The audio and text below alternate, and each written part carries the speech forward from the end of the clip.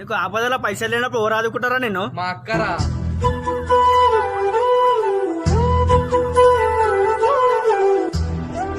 Last year రక్షాబంధన్తో ఒక చిన్న ప్రయత్నంతో మొదలైన నా ఈ యూట్యూబ్ ప్రయాణం ఈ ఇయర్ రక్షాబంధన్కి మీ అందరి లవ్ అండ్ సపోర్ట్ వలన ఒక పెద్ద సంకల్పంగా మారి నాకంటూ నా వెనక 1500 మంది ఉన్నారనే ధైర్యం నాకు ఇచ్చింది.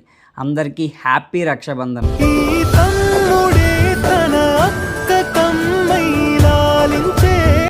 అమ్మలా ఆలోచిస్తుంది, నాన్నలా సలహా ఇస్తుంది. మన అమ్మ నాన్నలకి చెప్పుకోలేని విషయాలు కూడా మనం మన సిస్టర్స్తో చెప్పుకుంటాం.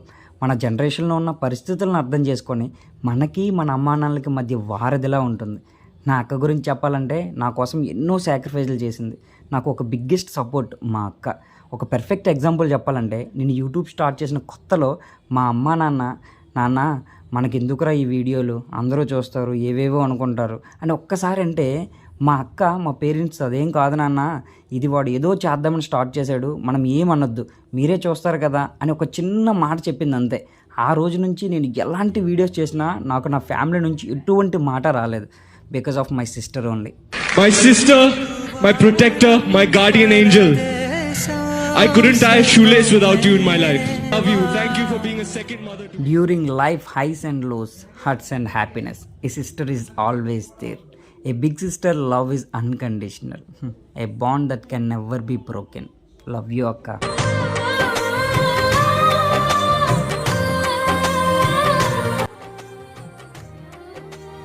అండ్ ఇంకో చిన్న మూమెంట్ ఏంటంటే, నేను బీటెక్లో ఉండేటప్పుడు ఇంట్లో ఏ పని చేసేవాడిని కాదనమాట.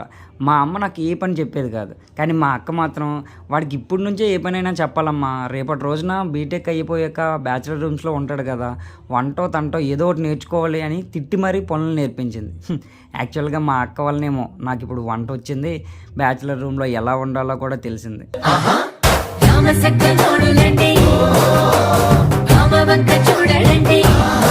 మన అక్కైనా మన చిల్లైనా మన దగ్గర ఉండేటప్పుడు వాళ్ళ వాల్యూ, ప్రేమ, అభిమానం మనకు అర్థం కాదు. వన్స్ వాళ్ళు మ్యారేజ్ అయ్యాక మన ఇంటి నుంచి వాళ్ళ అత్తారింటికి వెళ్ళినప్పుడు తెలుస్తుంది ఆ బాధ ఎంత నరకంగా ఉంటుందో.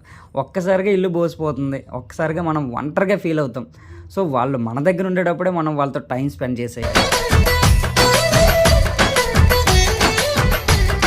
మనకున్న ఈగోలు, కోపాలు, బాధలు, పరిస్థితులు పక్కన పెట్టి రక్తం పంచుకు పుట్టిన బంధాన్ని ఎప్పుడూ వదులుకోకండి, మర్చిపోకండి. ఎందుకంటే ఏ రక్త సంబంధం లేని శ్రీకృష్ణుడే ద్రౌపదికి ఆపద వచ్చినప్పుడు అండగా నిలిచాడు.